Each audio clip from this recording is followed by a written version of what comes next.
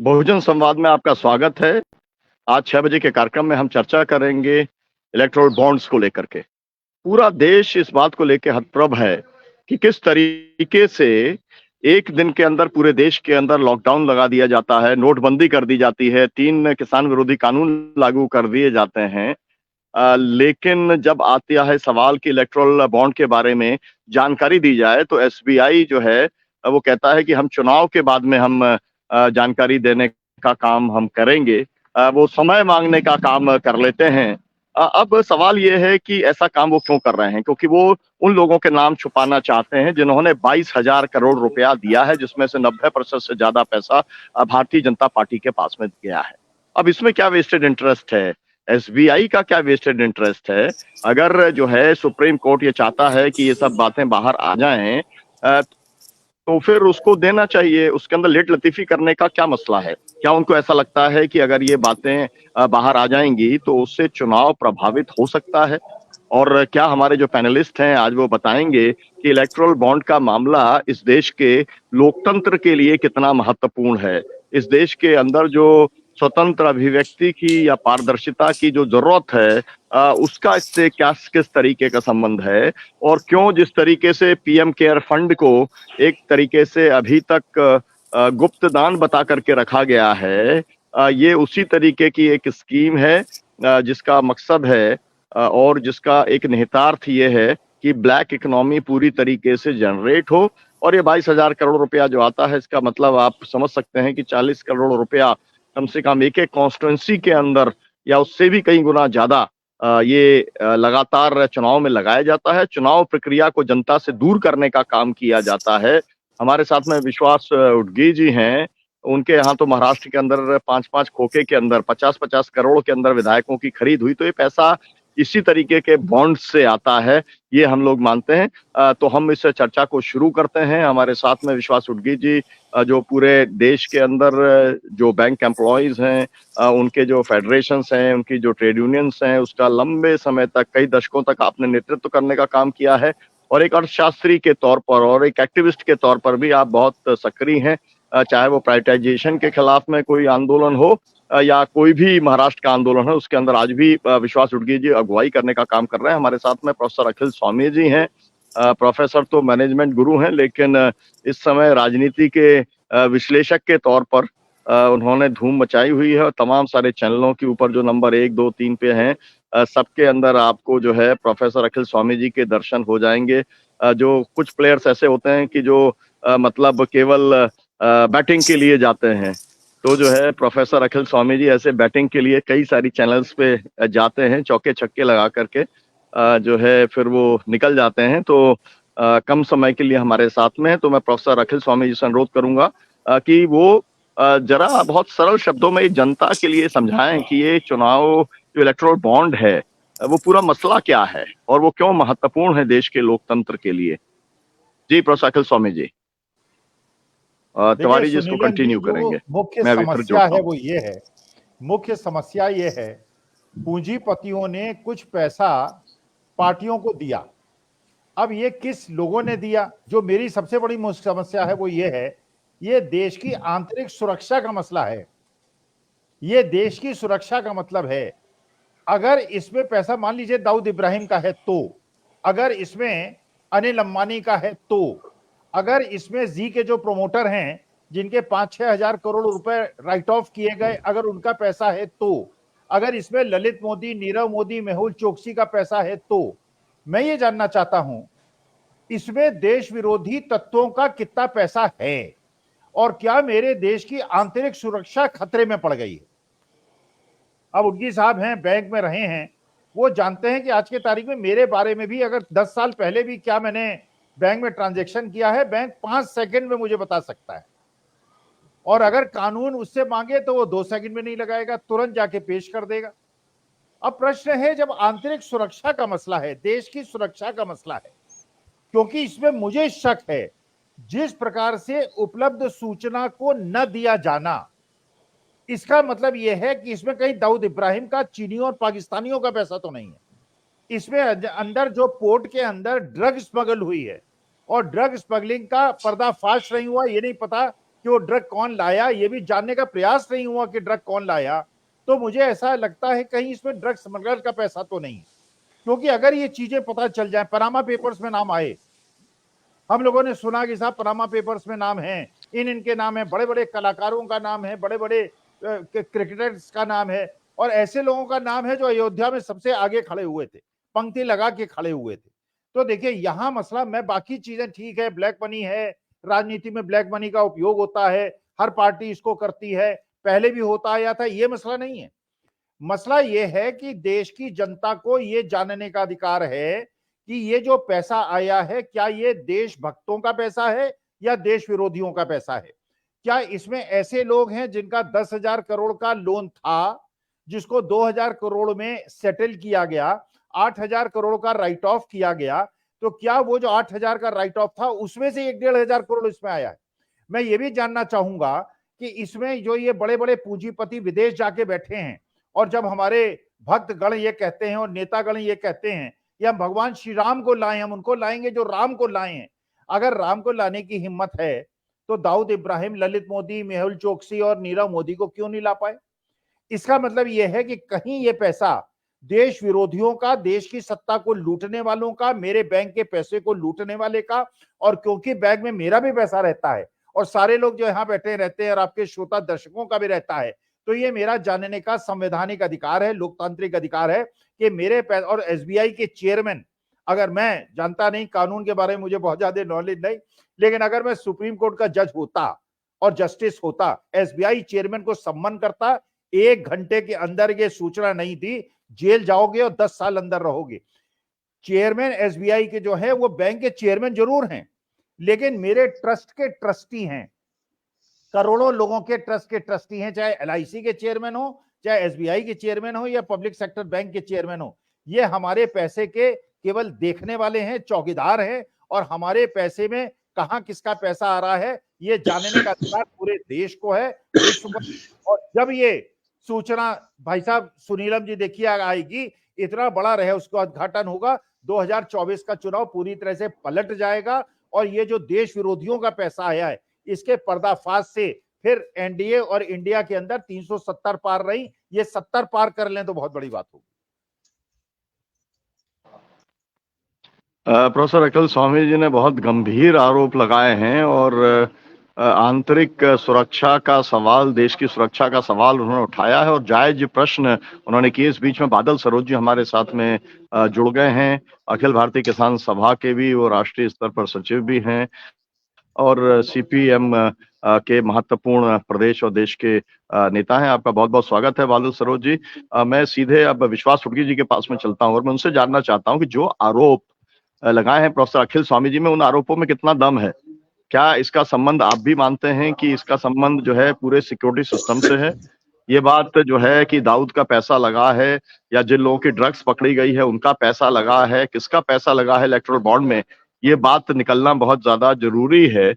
तो क्या आपकी उनसे सहमति है? और इसके अतिरिक्त वो जो कह रहे थे कि अगर एक बुला ले, अगर सुप्रीम कोर्ट बुला ले और ये कह दे कि अगर डाटा लेकर के नहीं आए तो तुम्हें जेल भेजी जाएगी, तो क्या लगता है कि आपको डाटा आ सकता है?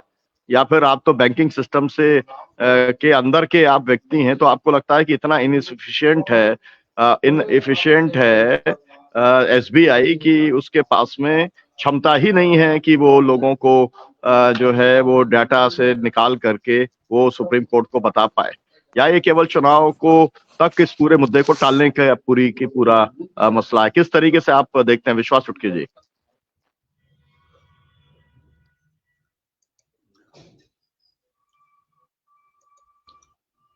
आप म्यूट है, आप म्यूट हो फुटकी जी। अनम्यूट करिए विश्वास जी। जी कॉमरेड बोलिए। आपकी आवाज नहीं आ रही है, आपकी आवाज नहीं आ रही है, माइक बंद है आपका, इसको हटा दीजिए। असल में ये लगाने से सब प्रॉब्लम हो जाती है।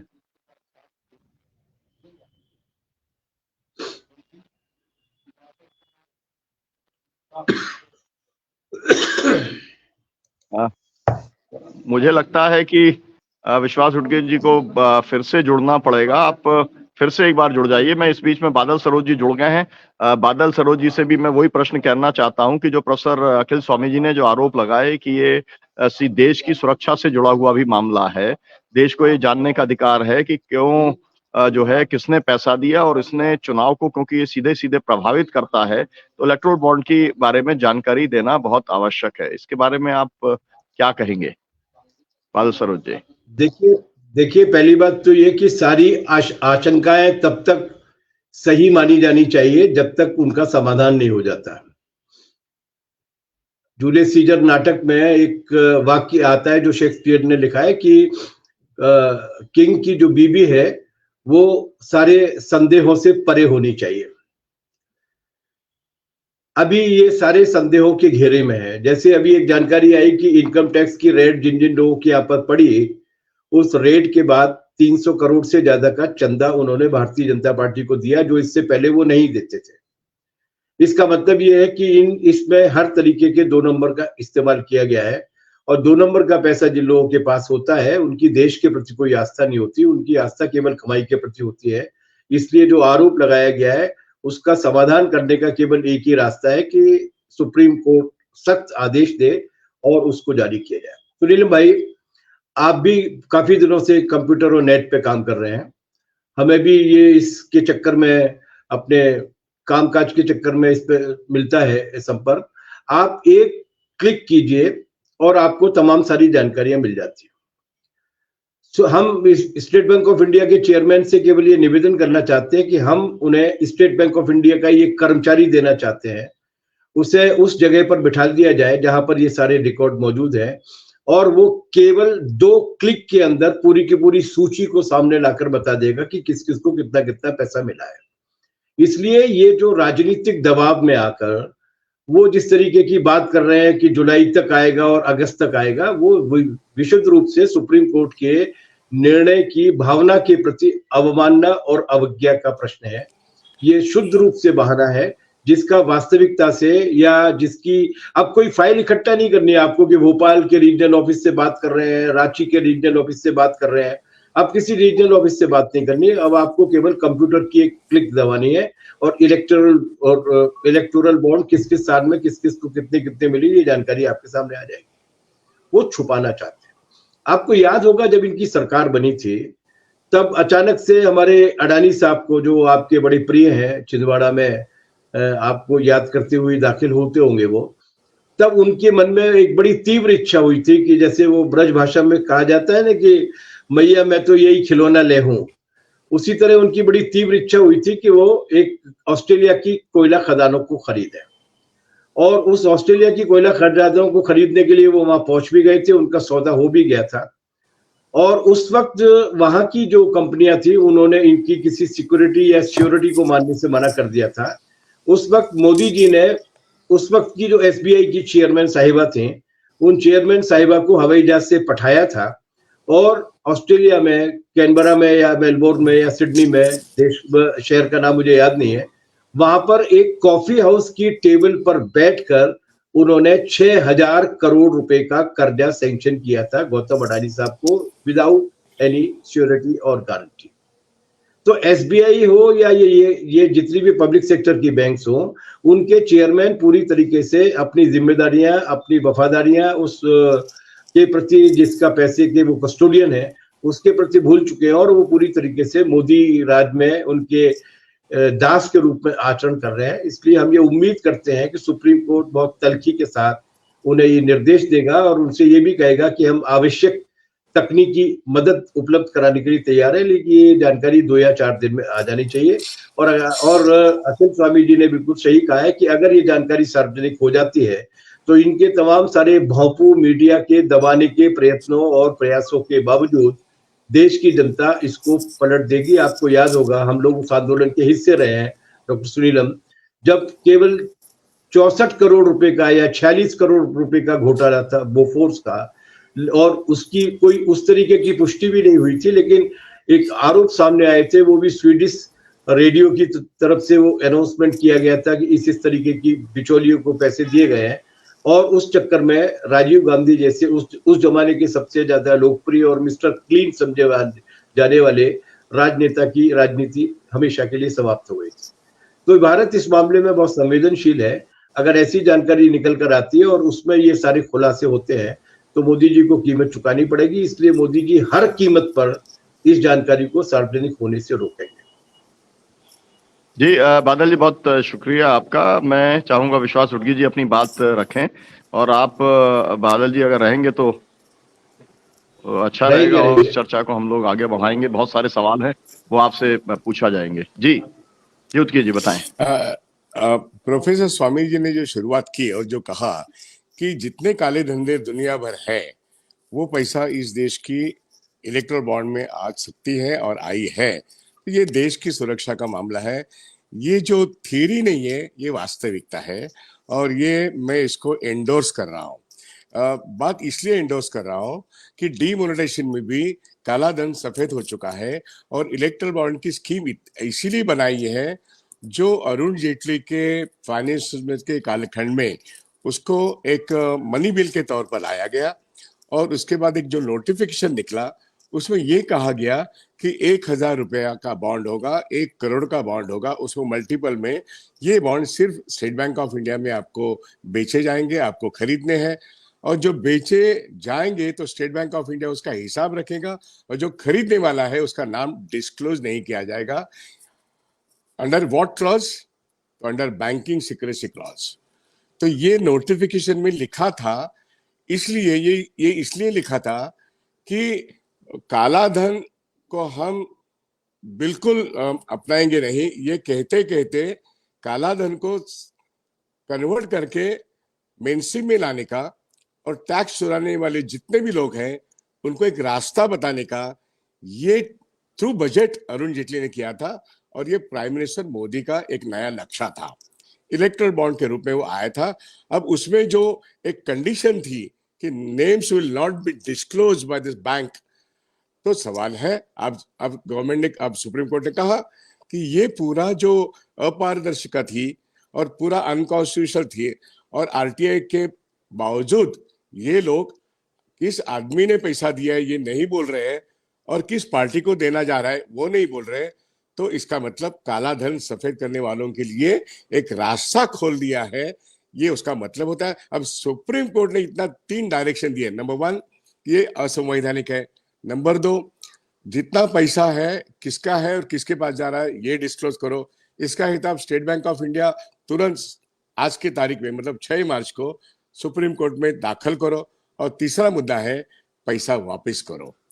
तो ये तीनों मुद्दे, इलीगल बॉन्ड डिक्लेयर करने के बाद जो 3 ऑर्डर्स है, ये मैंडेटरी है और ये लीगल है, और बॉन्ड इलीगल बन गए हैं।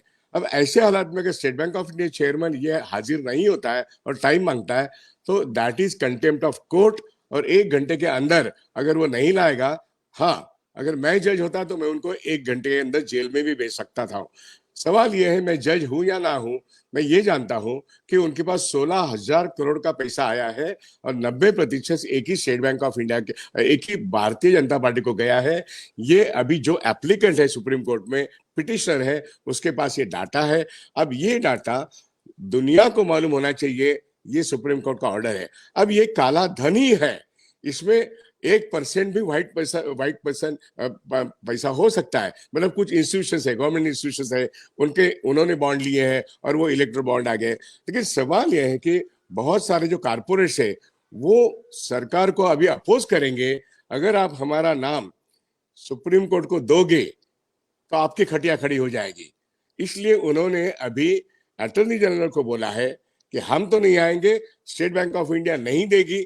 अगर मामला ऐसा होता है तो ये सरकार, जैसे अभी किसी ने कहा कि बोफोर्स के जमाने में 65 करोड़ का मामला था, ये तो इसमें 16,000 करोड़ का मामला है, और ये काला धनी है। जैसे डीमोनेटाइजेशन में काला धनी इकट्ठा किया गया, और ये पीएम केयर में 50% ऑफ द बजट प्रोविजन जो है वो भी पीएम केयर में है, वो इससे बहुत गुना ज्यादा है। तो पीएम केयर और इलेक्ट्रल बॉन्ड ये इस देश की सरकार को, मोदी सरकार को खा जाएगी, समाप्त करेगी, अगर ये सारे नाम डिस्क्लोज होते हैं तो। इसलिए इस देश के कारपोरेट्स, इस देश के बड़े उद्योगपति, मैं कहता हूं 500 बड़े उद्योगपति, जिनको ये बताया गया है कि आप यहाँ पे इलेक्ट्रल बॉन्ड लो और हमको पैसा दो, तो आपका काला धन सफेद हो जाएगा, आपका इनकम टैक्स वेवर हो जाएगा, आपका दुनिया भर का काला पैसा हम पूछेंगे नहीं, और यहाँ पे इतना पैसा डालो, इतना पैसा आपके पास रखो, नहीं तो आपको ईडी और सीबीआई दिखाई देगा। इसलिए इतना सारा पैसा ये बीजेपी के पास जमा हुआ है। और इसलिए जो स्वामी जी ने कहा कि हाँ, देश के लिए ये खतरे वाली बात है, वो खतरे वाली बात मैं इतना ही दूसरे एंगल से बताना चाहता हूं। फॉर एग्जाम्पल कि 2005 में जब आईपीएल मतलब इंडियन प्रीमियर लीग का फर्स्ट चैप्टर 2005 में आया, वो पहले वाला मोदी मतलब ललित मोदी उसने शुरू किया था, वसुंधरा राजे उसकी पार्टनर थी। और ये इन लोगों ने जो अभी आईपीएल का 15वां चैप्टर है, ये एक मनी लॉन्ड्रिंग का गेम चलता है, जहां पे बैंकों के बड़े बड़े विलफुल और डिफॉल्टर्स उस वक्त से लेके आज तक ये सभी उसके प्लेयर्स हैं। तो मैं यही कहना चाहता हूं, ऐसे खेल ये मनी लॉन्ड्रिंग के गेम्स होते हैं। Erectile bond is also part of money laundering game, and इसमें देश का और विदेश का पैसा आता है, इसमें कोई नई बात नहीं, क्योंकि अदानी के 420 या 425 जो शेल कंपनियां हैं वो विनोद अदानी के नाम पर ही रिकॉर्डेड है, रजिस्टर्ड है। तो यहाँ से पैसा वहां, वहां से पैसा, तो मॉरिशस है, साइप्रस है, अबू धाबी है, ये है। और पैराडाइज पेपर्स और पनामा पेपर्स में जितने सारे लोग शेल कंपनियों में पैसा डाले, वो भी अपना हिस्सा यहाँ पे रखते हैं। इसलिए उनकी कोई चौकसी, कोई तहकीकात, कोई इन्वेस्टिगेशन नहीं होती। तो स्वामी जी को मैं एंडोर्स करता हूं, और एज ए बैंक लीडर्स मैं ये बताना चाहता हूं कि स्टेट बैंक ऑफ इंडिया कभी भी वो दे सकती है, लेकिन नहीं देने के उनको आदेश है। इसलिए चाहे उनकी जान जाए, वो नहीं देंगे, because he is under protection. लेकिन सुप्रीम कोर्ट अगर तय करता है तो 1 घंटे के अंदर इंफॉर्मेशन नहीं आती है तो उनको कंटेम्प्ट ऑफ कोर्ट में जेल भी भेज सकता है। अब देखना यह है कि सुप्रीम कोर्ट ने एक बहुत अच्छा डिसीजन दिया, लेकिन क्या सुप्रीम कोर्ट उसको अमल में लाता है या नहीं। आज क्या हुआ सुप्रीम कोर्ट में, मैं I am not up to date. अभी तक तो मैं देख रहा था, मेरे पास सुप्रीम कोर्ट का डिसीजन क्या है मालूम नहीं है। लेकिन मैं इतना ही कहना चाहता हूं कि इस देश का जो इलेक्ट्रल बॉन्ड का पैसा है और पीएम केयर का पैसा है, ये इस देश की बड़ी कारपोरेट, और इसमें ज्यादा काला पैसा है, बहुत थोड़ा सफेद पैसा है। इसकी तहकीकात तो टालना है, और इसमें बीजेपी का एक्सपोजर ज्यादा है क्योंकि इलेक्शन बहुत नजदीक है। और इसलिए इसको टालने के लिए आज उन्होंने स्टेट बैंक ऑफ इंडिया को आगे किया है, वक्त मांगा है 3 महीने का। लेकिन वक्त देना सुप्रीम कोर्ट के लिए सबसे बड़ी गलत बात होगी, और सुप्रीम कोर्ट ने जो नाम कमाया है वो पूरा नाम मिट्टी में मिल जाएगा। ये सारे गब्बर सिंह, ये सारे वीरप्पन अभी बैंकों में और एलआईसी में और सेबी में और पीएम ऑफिस में और मिनिस्ट्री ऑफ फाइनेंस में है।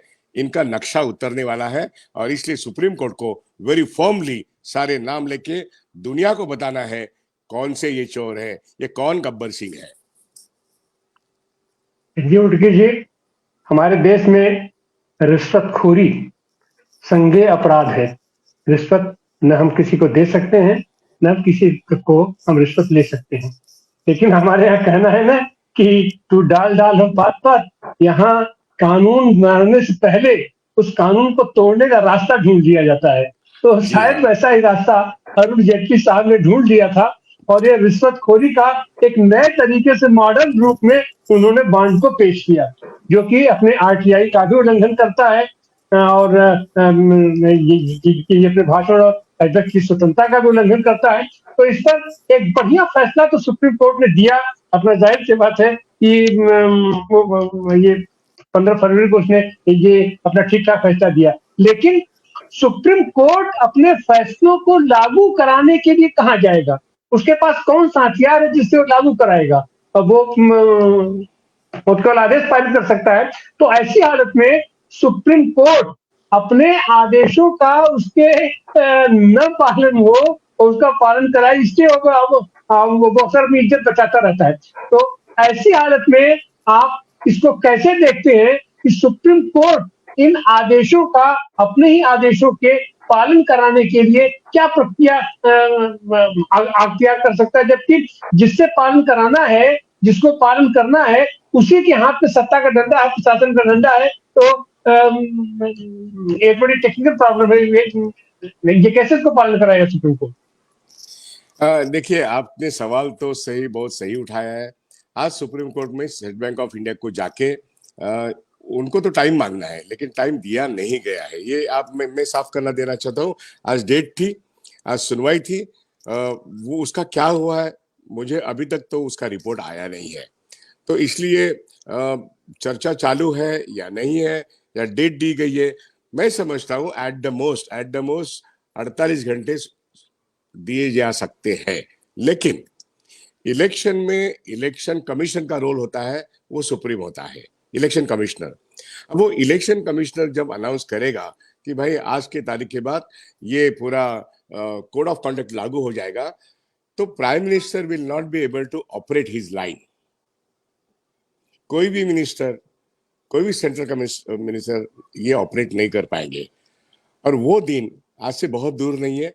आज तारीख 6 है, मेरे ख्याल से 15 या 16 के पहले इलेक्शन कमिश्नर को अपनी कोड ऑफ कंडक्ट लागू होना चाहिए।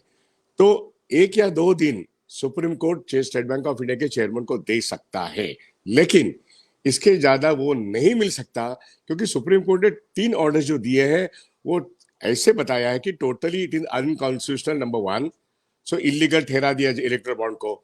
दूसरी बात, 16,000 करोड़ प्लस जितना भी फंड है, जिनको जिनको गया है, उन किसको गया है ये स्टेट बैंक ने बताया है, ये ऑर्डर है। बाद में इसका हिसाब तो स्टेट बैंक ने रखा है। हिसाब तो जैसे अभी किसी साहब ने बताया, yes, on one single click, because core banking solution नाम का हमारा जो कंप्यूटराइज प्लेटफॉर्म है वो 2005 से लागू है। स्टेट बैंक ऑफ इंडिया इस देश की सबसे बड़ी बैंक है और सारी banking system including state Bank of India core banking solution पे काम करती है। इसलिए डेबिट कहाँ होता है और क्रेडिट कहाँ होता है, दुनिया भर में कहीं भी डेबिट हो, कहीं भी क्रेडिट हो, उसका ब्यौरा तुरंत वो डिजिटल इंडिया में, मतलब आज डिजिटल बैंकिंग सिस्टम है तो होना ही होना है। तो बॉम्बे की मेन ब्रांच में ये सारा data state Bank of India की मेन ब्रांच जो बम्बई में है, इसमें ये डाटा तुरंत सब जगह से कलेक्ट हो गया है। अब ये एज एंड व्हेन कलेक्ट होता ही है within the spur of the moment. तो स्टेट बैंक ऑफ इंडिया के चेयरमैन का कहना है हमारे पास अभी नहीं है, टाइम लगेगा, 22,000 कुल मिला के बॉन्ड्स की केसेस है, इसे बिग जिसको कहते हैं हॉलो थिंग। और ये अगर इतनी झूठ अगर बोलेगा तो सुप्रीम कोर्ट उनको जेल में जरूर भेजेगा। और आज की तारीख में इतने सारे लोग बोल रहे हैं state Bank of India chairman must resign. ये हल्ला हो रहा है, ये हल्ला हो रहा है, और मैं कहता हूं उसको रिजाइन भी करना चाहिए और प्राइम मिनिस्टर को भी रिजाइन करना चाहिए, मिनिस्ट्री ऑफ फाइनेंस को भी रिजाइन करना चाहिए, क्योंकि it is a slap on the face of ministry of finance. जो अरुण जेटली ने, आपने जो पूछा ना मुझे कि ये क्या तरीका है भाई, तो ये तरीका ये था, इसको मनी बिल के स्वरूप में लाया। इसलिए हमारे मेंबर ऑफ पार्लियामेंट में जब शंका जताई कि इसमें काला धन आ सकता है, हमको डिबेट करना है, तो उन्होंने कहा कि ये part of the money bill है, it is not a general budget proposal. तो जब हमारा पूरा बजट पास हो जाता है तो वॉइस वोट से पास होते जाता है, पास इस ढंग से पास हो गया। और इसमें ये मनी बिल बाद में इसका कानून बन गया है, और वो अभी सुप्रीम कोर्ट ने टोटली असंवैधानिक बताया है। तो देयर इज नो क्वेश्चन, इसको स्टेट बैंक ऑफ इंडिया के पास कोई ऐसा रोल नहीं है, या भारत सरकार के पास भी ऐसा कोई रोल नहीं रहा, क्योंकि पार्लियामेंट ने बनाया हुआ एक बिल का कानून वो टोटली इलीगल ठहराया गया है, असंवैधानिक है। तो there is no option other than to implement the judgement given by the Supreme Court. अभी मान लो वो 5 लोगों की बेंच है, तो सवाल इतना ही आएगा, 1-2 दिन दिया जा सकता है, और 10 दिन के बाद अगर इलेक्शन कमीशन है, इलेक्शन कमीशन के ऊपर ये एक डंडा चलाने की बात सुप्रीम कोर्ट की है। यहां तो प्राइम मिनिस्टर कुछ नहीं कर पाएंगे, 10 दिन तक प्राइम मिनिस्टर का चलेगा, बाद में किसी का नहीं चलेगा। और कानूनी ऐसा है कि सुप्रीम कोर्ट अंतिम होता है, और इसलिए आज तक हमने देखा है कि सुप्रीम कोर्ट के चंडीगढ़ का इलेक्शन का हो, he has put his foot down, लेकिन महाराष्ट्र के बारे में वो कुछ नहीं कर सके। वहां पे उन्होंने नार्वेकर जो सभापति थे उनके ऊपर सौंप दिया, क्योंकि कानून का वो एक हिस्सा था, इसलिए वहां पे सुप्रीम कोर्ट का एक डिसीजन इंप्लीमेंट नहीं हुआ। लेकिन चंडीगढ़ का हुआ, बिल्किस बानो का हुआ, झारखंड का मामला हुआ। अब ये मामला, ये जो है बॉन्ड का, इसको भी उनको अमल में लाना ही होगा, क्योंकि सुप्रीम कोर्ट पर ये जनता का दबाव रहेगा। और मैं समझता हूं कि आज की तारीख में there is no choice before the Chief Justice of India. 1-2 दिन दे सकते हैं, आज का अपडेट मेरे पास नहीं है। ये काला धन है, इसलिए कारपोरेट्स नहीं चाहते कि उनका नाम आ जाए। अगर नाम आता है जी तो उनकी जो बैलेंस शीट होती है ना, दुनिया की बैलेंस शीट, उसमें से काला धन एक्सपोज हो जाएगा। जैसे अदानी का हुआ एक्सपोज, हिंडनबर्ग ने किया, वैसे महिंद्रा, अंबानी, टाटा, इनके बैलेंस शीट में से करीब करीब 80 या 85% धन, रेवेन्यू, ये काला धन है, वो एक्सपोज हो जाएगा। और ये बॉन्ड इस जरिए इलेक्ट्रल बॉन्ड में गया है या पीएम केयर में गया है और कहाँ गया है, ये पूरा बैलेंस शीट ही खुल के रखना पड़ेगा। और इसके लिए बहुत सारे केसेस सुप्रीम कोर्ट में, ये नाम बाहर आने के बाद आएंगे तो इनके धंधे चौपट हो जाएंगे और बीजेपी की सरकार भी चौपट हो जाएगी। इतना बड़ा ये मामला है। मैं ये नहीं कह रहा हूँ कि दाऊद इब्राहिम का पैसा यहाँ आ सकता है कि नहीं, थेरोटिकली आ सकता है, हाँ, लेकिन तालिबान का ड्रग का पैसा आ सकता है, इलीगल जिसको कहते हैं आर्म्स ट्रेडिंग का पैसा आ सकता है, इलीगल फ्लैश ट्रेडिंग का पैसा आ सकता है, बहुत सारे इलीगल चीजों का पैसा इलेक्ट्रल बॉन्ड में आता है, ये थ्रू कारपोरेट्स आता है। इसलिए ये देश की सुरक्षा का मामला भी है। लेकिन ये अभी इलेक्शन में इसको छिपाने की बात आती है तो राजीव गांधी की सरकार गिर गई, इंदिरा गांधी नहीं टिक पाई इलाहाबाद के उनके इलेक्शन के उस वक्त, रायबरेली में वो हमारे राजनारायण ने उनको डिफीट किया था, उस वक्त इंदिरा गांधी नहीं बच पाई। आज की तारीख में मोदी का बचना और बीजेपी का बचना बहुत ही मुश्किल है। एज इट इज मोदी के साथ सिर्फ 30 या 35% वोट है, मोदी के खिलाफ 75% वोट है, वो इंडिया ग्रुपिंग में है। और इसलिए ये डिस्क्लोजर जो है, काला पैसा, काला धन, जो मैं आईपीएल से बात कर रहा हूँ, मैं 2005 से मीडिया को बोल रहा हूँ, ये सारे विलफुल और डिफॉल्टर्स कौन है, इनकी इंफॉर्मेशन मैं as a AIBA secretary media को देता रहा। ये रिजर्व बैंक ऑफ इंडिया नहीं देता है, ये हम लोग, हमारा होमवर्क था ताकि इस देश की सभी लोगों को मालूम पड़े कि बैंकों में कितना बड़ा कर्जा किसने लिया, कितना बड़ा कर्जा किसने डुबाया, किस बैंक ने कितना बड़ा राइट ऑफ किया। ये सारे आंकड़े तो मैं as a All India Bank Employees Association और All India Bank Officers Association के प्लेटफॉर्म से देता था, राइट अप टू 2020 तक देता था। उसके बाद की अगर आपको ताजा लिस्ट चाहिए तो वो भी नहीं दूंगा। लेकिन 10 साल में राइट ऑफ जो रकम जो राइट ऑफ हुई वो 24 लाख करोड़ है और पार्लियामेंट में कहा गया है वो 14 लाख करोड़ है, वो राइट ऑफ की रकम है। लेकिन राइट ऑफ न की हुई रकम आज की तारीख में वो भी उतनी ही है जितना राइट ऑफ किया गया है। और ये रकम इलेक्टोरल बॉन्ड में, आईपीएल में और बहुत सारे ये हॉलीवुड और बॉलीवुड के पिक्चर्स में यही काला धन आता है। तो इलेक्टोरल बॉन्ड में स्वामी जी जो कहते थे वो सरासर सही है। तो इसलिए सरकार इनका नाम छिपाना चाहती है। ये नाम पैराडाइज पेपर्स वाले हैं, ये नाम जिससे मैंने कहा कि पैराडाइज पेपर्स है और वो पैन कार्ड वाले भी है, इतने सारे इल गॉटन मनी है that is represented in the electoral bond. और इसलिए सुप्रीम कोर्ट अगर इसको डिस्क्लोज नहीं करने के लिए बाध्य करता है स्टेट बैंक को, तो बैंकिंग इंडस्ट्री की साख मिट्टी में मिल जाएगी। लोग अगर डिपॉजिट विड्रॉ करने लगेंगे, क्योंकि हम लोग बैंक एम्प्लॉयर, बैंक ऑफिसर और bank managers, they are the trustees of the public money. और अगर State Bank of India chairman किसी एक प्राइम मिनिस्टर, किसी एक फाइनेंस मिनिस्टर या और किसी का सुन के अगर सुप्रीम कोर्ट को भी ये लिस्ट नहीं देता है तो he has to be jailed, he has to be sacked immediately.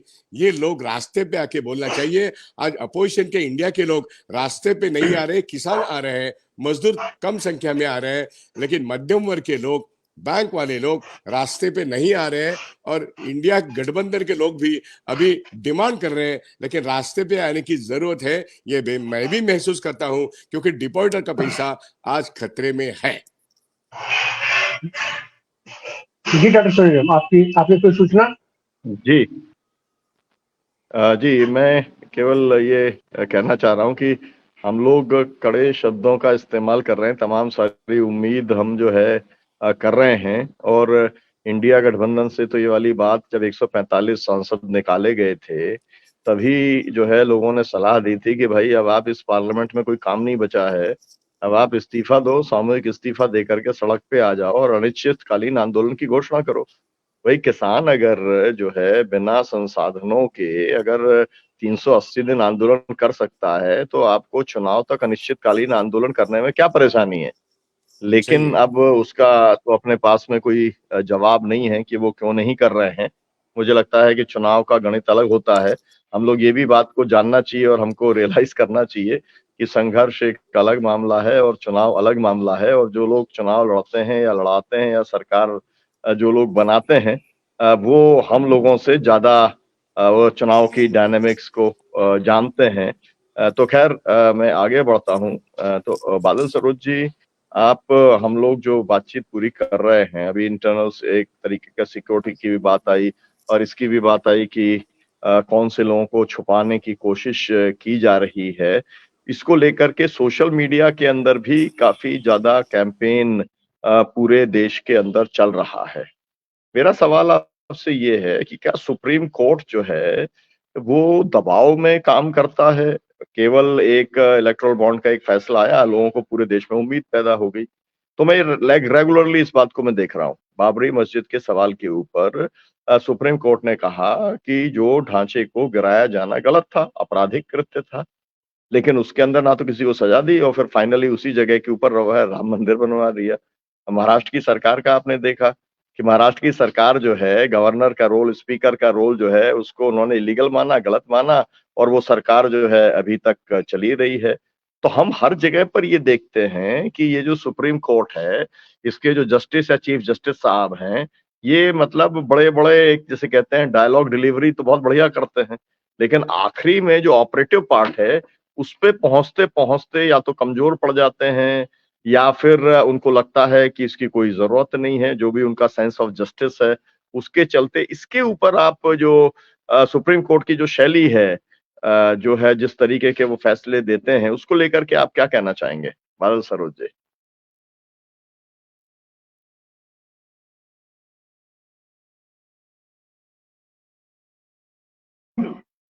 आप म्यूट हैं। आप म्यूट हैं बादल भाई। हाँ, असल में बीच में एक टेलीफोन आ गया था तो कट गया था वो। जी बोलिए। तो मैं निवेदन कर रहा था कि 2014 के बाद के भारत की, मोदी राज के भारत की जो विशिष्टता है वो ये है कि उन्होंने संवैधानिक संस्थाओं को, जिनके बारे में ये बिल्कुल क्लियर कट डिमार्केशन था कि विधायिका, कार्यपालिका और न्यायपालिका के बीच में एक निश्चित दूरी होगी, उसको पूरी तरीके से समाप्त कर दिया है। ज्यादातर को या तो उन्होंने अपने अस्तबल में, घुड़साल में बांध लिया है, या कुछ लोगों को डरा के रखा है, या कुछ को पूरी तरीके से अप्रासंगिक बना दिया है, बेतुका बना दिया है। सुप्रीम कोर्ट, न्यायपालिका अभी थोड़ी बहुत बची हुई है, मतलब उसको खारिज नहीं करना चाहिए और आप भी खारिज नहीं कर रहे हैं, लेकिन वो थोड़ी बहुत बची हुई है। लेकिन उसमें भी ये जो कभी हाँ कभी ना वाला जो सिंड्रोम है, वो बड़ी तरीके से हावी हो रहा है। चंद्रचूड़ साहब के ही कुछ फैसलों को अगर हम देख लें, जैसे महाराष्ट्र वाले फैसले की का जिक्र हुआ, ये कोई बात नहीं होती कि उद्धव ठाकरे जी ने त्यागपत्र दे दिया था, इस वरना अगर उन्होंने त्यागपत्र नहीं दिया होता तो हम उनको बहाल कर देते, ये कोई बात नहीं होती। ये एक तरीके से आपने जो क्लियर कट वायलेशन था उसको तो आपको कानून की किताब के हिसाब से मानना पड़ा, लेकिन जो बहाली वाला काम आप कर सकते थे वो आपने नहीं किया। इस तरीके का एक मतलब जिसको कहते हैं ना डायलेमा, बहुत जबरदस्त है, एक द्वैत बहुत जबरदस्त है। लेकिन ये एक ऐसा फैसला है जिसमें मुझे लगता नहीं है कि सुप्रीम कोर्ट किसी तरीके की रू रियायत कर पाएगा। अगर बहुत ही अनहोनी हुई और बहुत ही ज्यादा उन्होंने अपने जमीर को मार कर काम करने की बात की तो बात अलग है, वरना ये बात अपन लोग जानते हैं जो बैंकिंग इंडस्ट्री से नहीं जुड़े हुए हैं कि एक क्लिक से सारा डाटा सामने आ सकता है।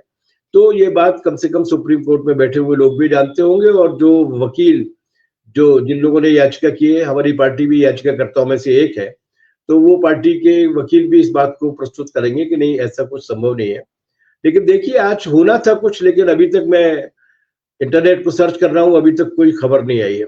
इसलिए ये बात आपकी सही है कि सुप्रीम कोर्ट को जिस तरीके की भूमिका जो उसने निभानी चाहिए थी वो उसने नहीं निभाई है। और भाई भी मौजूदा चंद्रचूड़ साहब से जिस तरीके की उम्मीद थी वो भी अभी तक उन्होंने पूरी तरीके से तो नहीं दिखाई है। हालांकि थोड़ी बहुत सांस बची है तो उन्हीं की वजह से बची है, बाकी पता नहीं क्या होने वाला है। एक और बात जो बात चल रही थी अभी, और उस बात में ये बात चल रही थी कि सुप्रीम कोर्ट के फैसले को लागू करने वाली एजेंसी कौन है। ये बात बिल्कुल सही है, तिवारी जी ने ये बात उठाई थी।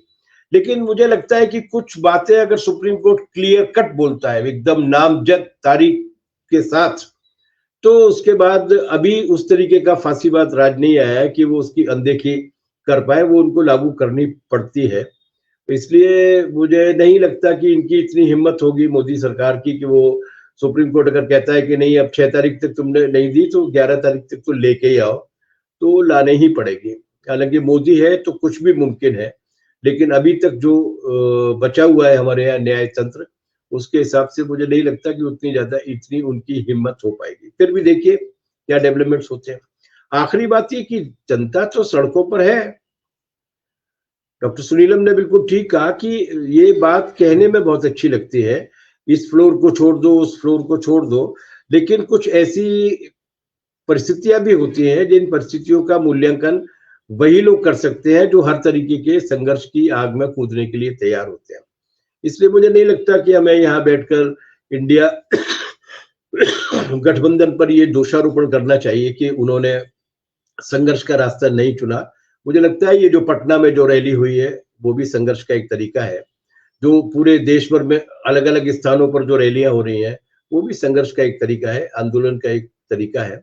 उस तरीके का एकमात्र मतलब कोई लोकनायक जयप्रकाश नारायण हमारे बीच में नहीं है जिन्हें चुनाव नहीं लड़ना है और जिन्हें केवल लोगों की लामबंदी करना है, लेकिन उनके दौर में भी जब जब इमरजेंसी के बाद लोकसभा के चुनाव हुए थे तो आंदोलन रोक दिया गया था और लोग चुनाव की तैयारी कर रहे थे, क्योंकि इस व्यवस्था में चुनाव भी एक राजनीतिक संघर्ष है, इसलिए उस संघर्ष की वजह से हुआ होगा। वरना मुझे लगता है कि इंडिया गठबंधन के सारे दलों ने अपने अपने स्तर पर जैसी तेज राजनीतिक गहमा गहमी करनी चाहिए उतनी करने की हर चंद कोशिश की है।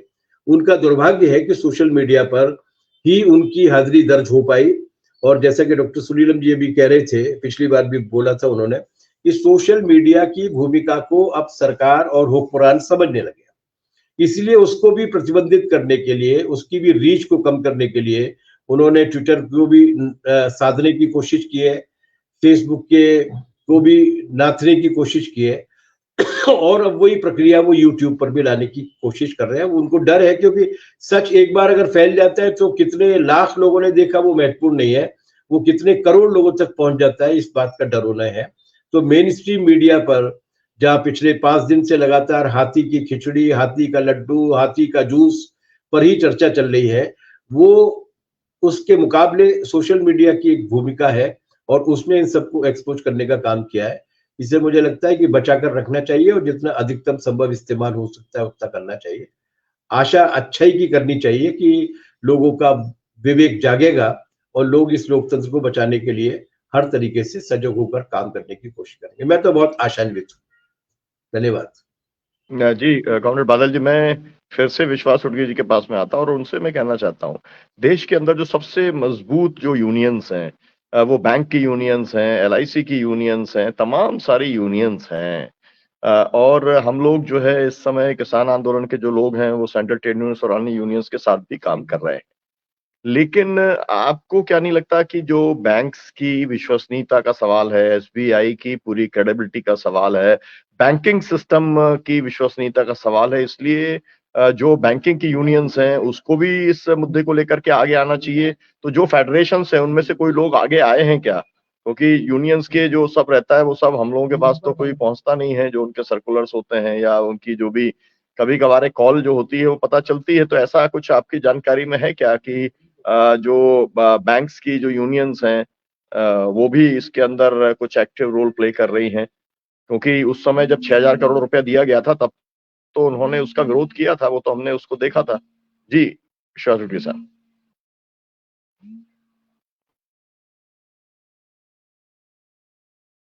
आपकी आवाज नहीं आ रही है। आपकी आवाज नहीं आ रही है।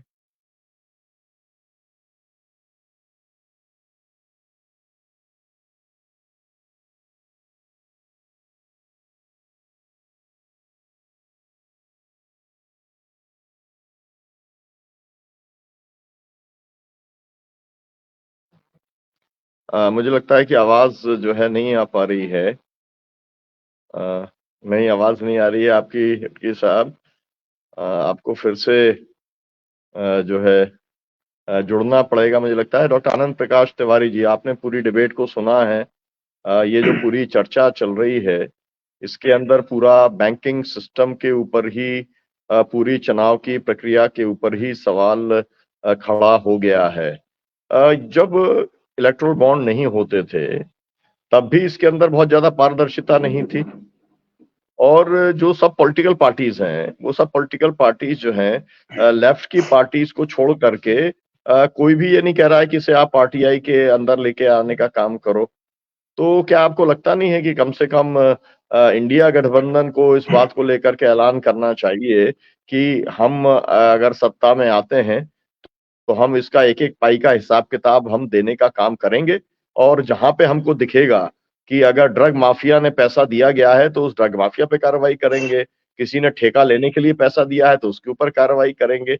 देश को कम से कम आश्वस्त करने का काम इंडिया गठबंधन ज़रूर कर सकता है। तो इस संबंध में आपकी क्या राय है? देखिए सर, सच बात है कि ये सब के सब सौदागर हैं। कोई लूट का सौदागर है, कोई महालूट का सौदागर है। मात्रा का अंतर है, केवल क्वालिटी में बहुत अंतर नहीं है। तो इसीलिए ये जनता के बीच में इनकी साख भी उस तरीके से नहीं बन पा रही है। ये सब के सब केवल सत्ता चाहते हैं और ये सारा मामला व्यवस्था परिवर्तन का है। और व्यवस्था परिवर्तन वाले लोग जो हैं, वो आज की तारीख में उनकी वो मन हाशिए में चले गए हैं। उनकी रीढ़ की हड्डी उनकी गई है टूट। सच बात तो दिक्कत तो ये है। और स्थिति ये है कि अभी इसके पहले नोटबंदी हुई थी। नोटबंदी का आज तक उसका हिसाब इन्होंने नहीं दिया कि कितना पैसा था, कितना पैसा जमा हुआ, तो काला पैसा कहाँ गया। हम जिस काले धन की बात कर रहे थे, जिस आरबीआई के पास कि पूरे देश का पूरा हिसाब किताब उसके पास था। और जी उडगी जी कुछ कहना चाह रहे हैं। जी उडगी जी। मैं सॉरी आपको डिस्टर्ब किया मैंने, लेकिन जी जी जो नहीं, आप सवाल बोले, मुझे आप पूछा गया एक था, तरीके का फाइनल कमेंट है क्योंकि हम लोग जो है इसको केवल एक फिलोसफिकल लेवल पे जी नहीं ले सकते। ये बहुत एक गंभीर एक सवाल है। तो हम सभी पॉलिटिकल पार्टीज को एक ही नजर से ना तो देख सकते हैं, ना एक ही लाठी से सबको हाँकने का काम कर सकते हैं। तो खैर अभी मेरा आपसे सवाल ट्रेड यूनियंस का था, उसके ऊपर आप अपनी बात रखें। जी। पिछले 10 साल में ट्रेड यूनियंस अपनी वो ताकत खो चुकी है जो 1947 के पहले थी। 47 से लेके 2010, 12, 14 तक थी। ये मेरा पहला मुद्दा है। अब वो बहुत डिफेंसिव है और इकोनॉमिक डिमांड्स पर तक ही सीमित है। बैंक लाइसेंसेशन को अभी तक तो कायम रखा गया है, लेकिन बैंकों की संख्या कम हो गई है और मालिक हावी हो गया है। मालिक मतलब पीएमओ और फाइनेंस मिनिस्टर, ये हावी है। और बैंक पब्लिक सेक्टर नाम के लिए है, वो पूरी तरह से अंदर से कारपोरेट्स ही चला रहे हैं। ये उनकी हालत है और स्टेट बैंक ऑफ इंडिया उसका एक सबसे बड़ा उदाहरण है। अभी ट्रेड यूनियंस क्या कर सकते हैं और क्या नहीं कर सकते, ये जो मामला है, जैसे आज जो इंडिया आघाड़ी के पॉलिटिकल पार्टीज है, उनको तो हमें वोट देना ही पड़ेगा। मोदी को रिप्लेस करके इंडिया फ्रंट को, इंडिया अलायंस को जिताना ही पड़ेगा। ये तो इनएविटेबिलिटी है। इस इनएविटेबिलिटी में मजदूर है, किसान है, आम जनता है। तो जनता की लड़ाई मोदी के खिलाफ होगी। अल्टीमेटली बेनिफिट इंडिया अलायंस को होगा, लेकिन रास्ते की लड़ाई किसान जैसे कर रहा है वैसे और कोई नहीं कर रहा है। ये मेरा स्टेटमेंट मैं बार बार दोहराने लगाता हूँ। आज ट्रेड यूनियंस की जो कि प्लेटफॉर्म है, ये स्टेटमेंट्स इशू करती है, पोस्टर्स इशू करते हैं, लेकिन किसान की लड़ाई जिस ढंग से होती है, उस ढंग से मध्यम वर्गीय ट्रेड यूनियंस हो या और कारखानों में ट्रेड यूनियंस है, उनकी लड़ाई सिवाय उनको बचाने के बजाय और कुछ नहीं लड़ाई है। चाहे वो रेलवे की हो, चाहे बैंक की हो, चाहे इंश्योरेंस की हो, चाहे इंडस्ट्री को। I am very sorry to say I was leading banking sector, और आज वो सिर्फ एक अच्छा वेतन समझौता कर सकते हैं, उसमें भी बहुत सारी खामियां रहेगी, लेकिन वो मेरा अभी विषय नहीं। आज हमारे संविधान और डेमोक्रेसी बचाने का जब सवाल आता है, उसका लोगों के मतलब आप जो बोल रहे थे इकोनॉमिक डिमांड तक वो पावरफुल है, लेकिन देश के बचाने की जो लड़ाई है, बैंक नेशनलाइजेशन बचाने की लड़ाई है और इस देश का सार्वजनिक क्षेत्र बचाने की लड़ाई है, उस लड़ाई में आज ट्रेड यूनियंस इतने पावरफुल नहीं रहे हैं। और इसीलिए अदानी को स्टेट बैंक ऑफ इंडिया की चेयरमैन एक फोन के ऊपर कर्जा मान लेती है, लेकिन दे नहीं पाती। उस वक्त मेरा पहला स्टेटमेंट था how she can sanction it, and बाद में उन्होंने उसको पोस्ट सैंक्शन दे दिया और उसके खिलाफ आज भी हम उस वक्त भी चिल्लाते थे। लेकिन आज जो चिल्लाना चाहिए बॉन्ड के बारे में, मेरे ख्याल से वो AIBOC के एक रिटायर्ड जनरल सेक्रेटरी है, वही सिर्फ बोल रहे हैं, लेकिन सारे United forum of bank unions बोल नहीं रही है, मैं भी बोल रहा हूं और फ्रांसिस बोल रहे हैं, बस 2 आदमी बोल रहे हैं। लेकिन सबको बोलना चाहिए, तमाम जनता को बोलना चाहिए। आज केंद्रीय कामगार संगठन के कोई भी आदमी बोल नहीं रहे।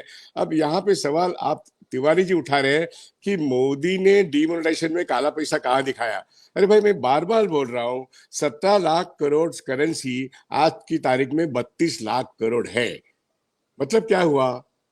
मतलब काला पैसा सफेद हो गया जैसे बॉन्ड में हो रहा है, और ज्यादा करेंसी में 16 लाख करोड़ छापे गए।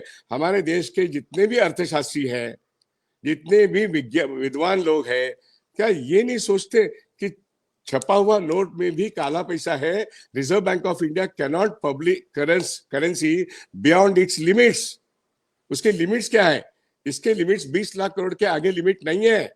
उनके रिजर्व असेट्स कितने हैं, उनके पास कितने छपाई के लिए कितने असेट्स होने चाहिए, रिजर्व्स होने चाहिए।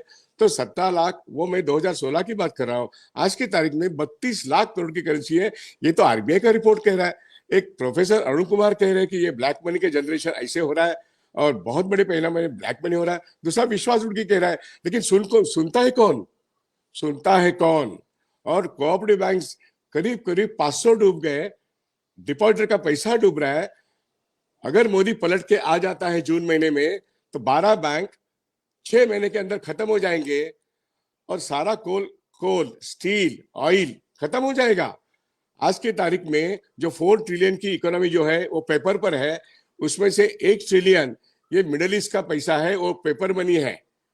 और आपको यहाँ पे हिंदू मुस्लिम कराते कराते वोट को पोलराइजेशन तो करेंगे, लेकिन 1/4 ऑफ द इंडियन इकोनॉमी का पैसा मिडिल ईस्ट के कंट्रीज का है, अबू धाबी, कतार का इसका पैसा है, जिसके कंडीशंस वर्ल्ड बैंक और IMF से भी खतरनाक है।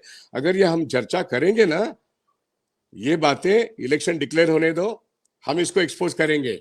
लेकिन आज के हमारे ट्रेड यूनियन के लीडर, आज के हमारे इंडिया के पॉलिटिकल पार्टीज, और मैं जानबूझ के कह रहा हूं कांग्रेस और लेफ्ट के लोग या समाजवादी लोग, ये जानने की कोशिश भी नहीं करते कि काला धन का कितना बड़ा पैमाना इस देश में है।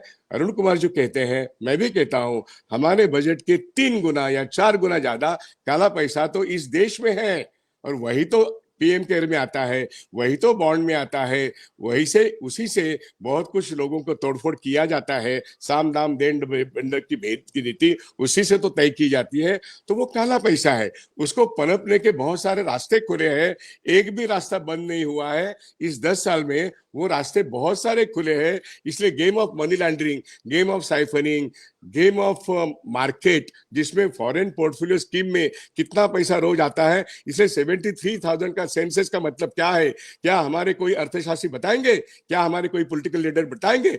इसमें ट्रेड यूनियन समझने की कोशिश नहीं करते, इसमें पॉलिटिकल पार्टी समझने की कोशिश नहीं करते, लेकिन मार्केट होता है। यहाँ पे कितना बड़ा खतरा है। इसलिए प्रोफेसर स्वामी ने जो एक बात कह के वो निकल गए, वो बहुत महत्वपूर्ण बात थी कि इस देश में काला धंधा बहुत है।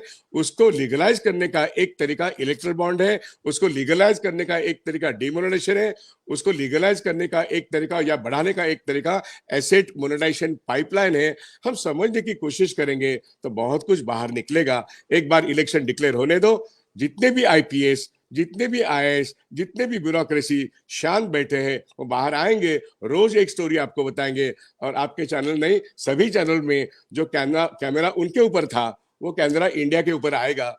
इतना निश्चित है, मोदी को साफ करना है और इंडिया को जिताना है। इस लाइन पे हम चलेंगे, बहुत सारे स्कैम खुलेंगे। अभी तो एक स्कैम का एक नजारा आपके सामने आया है, इसका तो 16,000 कोटी का ही मामला है, 16,000 करोड़ का। लेकिन PM केयर में इस बजट के आधा पैसा है। इसके बारे में भी सुप्रीम कोर्ट ने अभी कुछ कहा नहीं है, उसके बारे में भी केस है। और उसके वो तो सारा पैसा सिर्फ नरेंद्र मोदी जी के हाथ में है, वो तो अमित शाह के भी हाथ में नहीं है। क्या करेंगे? और इसलिए बहुत सारी चीजें, बहुत सारे स्कैम्स अनफोल्ड होते जाएंगे। लेकिन समझने की कोशिश ट्रेड यूनियंस को करना है, समझने की कोशिश particularly left and centre of left जो है उनको करना है। दुर्भाग्य से वो समझने की कोशिश नहीं करते। जैसे आपने कहा सुनील जी ने कि हाँ, इलेक्शन जीतने का एक तरीका होता है, तो इसलिए उसी में सब लोग लगे हैं। मैं मानता हूं ये भी एक तरीका होता है, लेकिन पटना में 10 लोग से ज्यादा लोग आए, वैसे इलेक्शन के रैली में ही लोग आते हैं। लेकिन जब अभी इलेक्टरल बॉन्ड के लिए वहां पे सुप्रीम कोर्ट में अगर 1 लाख लोग आते थे तो इस देश का नक्शा बदलता था। वो नहीं हो रहा है दुर्भाग्य से। जी, हम उम्मीद करते हैं कि होगा। लोगों की चेतना जो है वो बढ़ानी चाहिए। लगातार बढ़ती चली जा रही है, और उसके लिए बहुत सारे संगठन, बहुत सारे नागरिक समूह, बहुत सारे किसान और मजदूर संगठन उसके लिए प्रयासरत है। तो जो सही। आपका एक किस्म का सपना है, या जो आपका सोच है, या जो नागरिक का कर्तव्य है कि लोग इस तरीके के बड़े चीजों को लेके, अभी दिक्कत यह है कि रोज ही इतने घोटाले निकलते रहते हैं और हाँ रोज ही इतना किसान विरोधी, मजदूर विरोधी, नागरिक विरोधी काम होता है कि हाँ लोगों हाँ से अगर हाँ। आप कहो तो लोग ये कहते हैं कि भैया क्या अपने बाल बच्चे छोड़ दें, नौकरी छोड़ दें, मजदूरी छोड़ दें, खेती छोड़ दें और केवल आप ही के साथ धरना प्रदर्शन करने का काम करें। ये भी एक एग्जैक्टली बड़ा सवाल है। तो हमें सवाल है। पूरी परिस्थिति को समझकर ही मुझे लगता है कि अपेक्षाएं भी रखनी पड़ेंगी, लेकिन सही सही बात है। आखिरकार जो है जनता की जो समझ है वो ये बताती है कि उसने जो बात का उल्लेख बादल सरोज जी ने किया था कि जो मिस्टर क्लीन था, वो भी बोफोर्स की दलाली खाने वाले व्यक्ति के तौर पे जनता ने बाहर कर दिया। करेक्ट जनता ने इंदिरा गांधी को भी हराने का काम किया था, जनता मोदी को करेक्ट। भी हराने का काम करेगी, जनता ने अटल बिहारी निश्चित। वाजपेयी को हराने का काम किया था, जनता ने अभी कर्नाटक में हराया है भाजपा को, तेलंगाना में हराने का काम किया है, हिमाचल में हराने का काम किया है।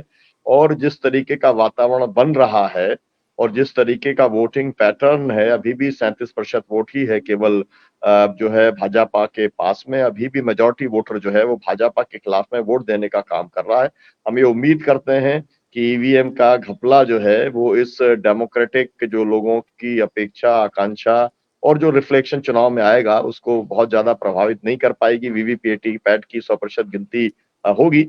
ये मान करके हम लोग इस कार्यक्रम को बहुत अभी समाप्त करते हैं। आपका बहुत बहुत शुक्रिया विश्वास उगी साहब, आपने जो समय दिया।